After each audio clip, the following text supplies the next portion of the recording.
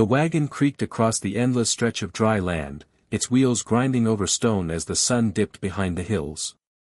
Inside, a girl sat chained, wrists bruised, face blank as dust clung to her tangled hair. She didn't speak. She hadn't since they'd taken her from the saloon 2 towns back, sold her like a mule. The man driving spat tobacco into the dirt, not bothering to hide his disgust. To him, she wasn't a person, just another bad deal on a long road. When the wagon stopped at the edge of a lonely ranch fenced with weathered posts, a tall man stepped forward from the porch. His name was Eli Graves, a rancher with a face carved by years of loss and eyes that spoke of silence too heavy to carry. The trader climbed down, grinning. "You paid for her, rancher.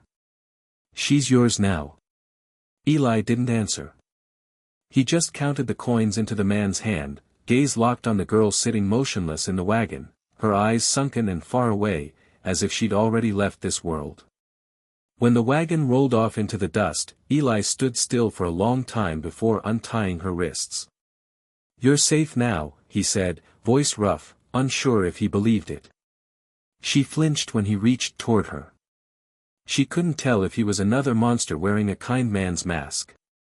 "What's your name?" he asked.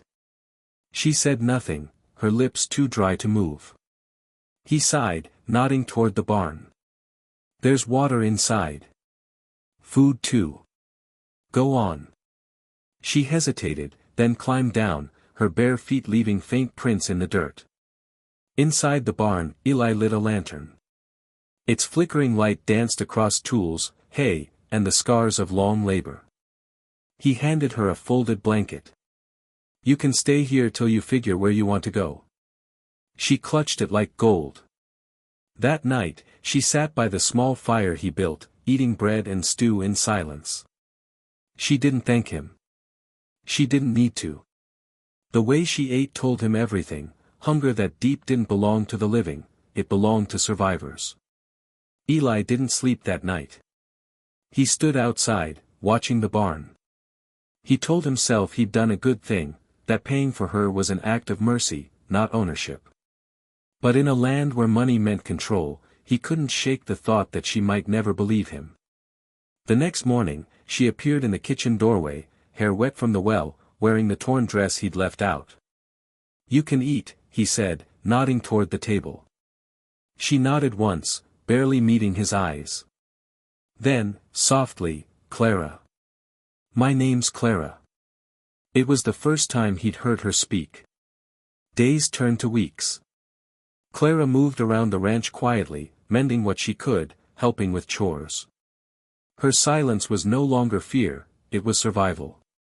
Eli noticed how her hands trembled whenever a man's voice echoed from the road, or how she froze when thunder rolled in from the hills. Whatever had happened before that wagon lived under her skin like a ghost refusing to rest. He didn't push her. Some wounds, he knew, only healed when left alone. One evening, he found her in the corral feeding the horses. The sunset painted her face in gold and red. For a moment, she almost looked free. "You shouldn't be out here alone this late," he said. She didn't turn. "You think I'm scared of the dark? I think you've seen worse." She looked at him, really looked. For the first time, he saw a flicker of strength in her eyes. "You don't know what they did to me," she whispered. He stepped closer, stopping short of the invisible line between them. "I don't have to. I just know you're still here. That counts for something." That night, a storm broke over the ranch. The wind howled, lightning split the sky, and Eli woke to a scream. He ran to the barn and found Clara curled in a corner, trembling, hands over her ears. "It's just thunder," he said, kneeling beside her. She shook her head violently. "No. They used thunder to cover the sound." Eli didn't ask who they were. He just wrapped his coat around her shoulders. "You're safe now," he whispered, though he knew safety was something no one could promise. When the storm passed, she fell asleep against his shoulder.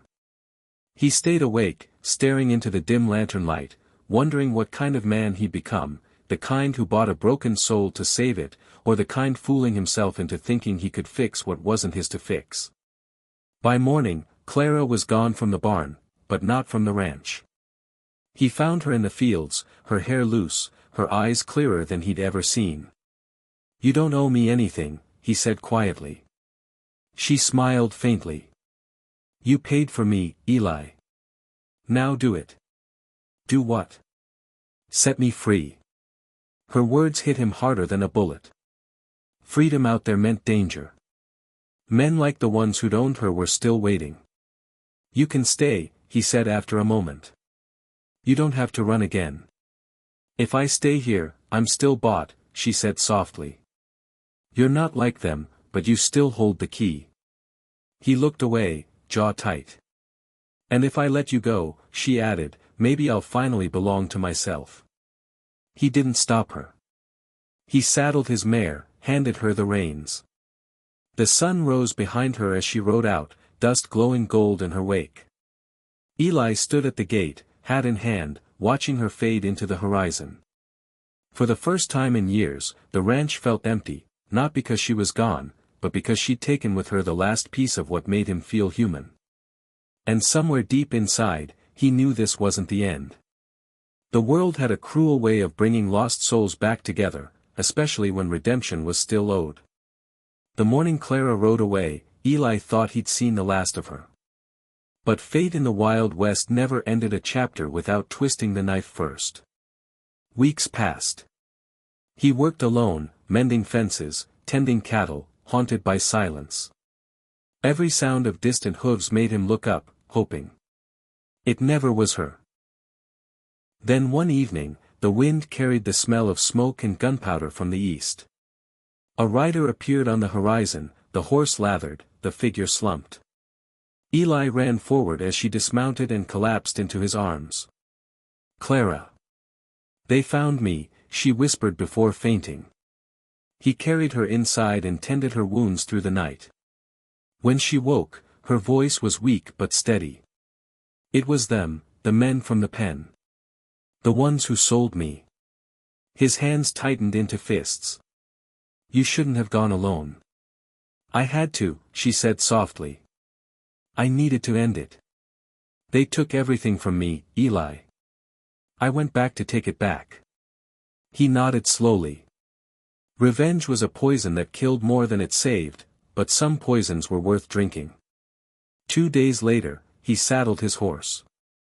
Clara tried to rise, wincing from pain. "You can't go alone," she said. "Then come," he replied simply. She did. They rode east toward the burned-out saloon where her past had begun. The town was dying, streets hollow, windows boarded, ghosts of bad men lingering in the dust. Eli pushed the doors open, revolver drawn. 3 men sat at a table. One stood, smirking. "Well, look who it is," he sneered at Clara. "Didn't think you'd crawl back." His grin faded when Eli stepped forward. "She didn't crawl," Eli said quietly. "She came to bury you." The man reached for his gun. Eli was faster. The first shot shattered a bottle. The second tore through his shoulder. The others scrambled, firing wildly. Clara grabbed a fallen pistol, hands trembling. When the leader lunged toward her, she pulled the trigger. The sound echoed like judgment. He fell to the floor, blood spreading into dust. Clara stood over him, shaking. "It's done," Eli said. "No," she whispered. "It's just begun." They buried him outside town. She didn't cry, only stared at the mound of dirt as if it held every memory she wanted to forget. On the way back, they rode in silence. When they reached the ranch, she stopped near the same tree where they'd first met. "You saved me once," she said. "But I never knew why." Eli took off his hat, wind tugging his hair. "Because I saw myself in you, a person who's lost everything." She looked at him, eyes glassy but strong. "You paid for me, Eli. You bought me out of hell. But now it's my turn to pay you back.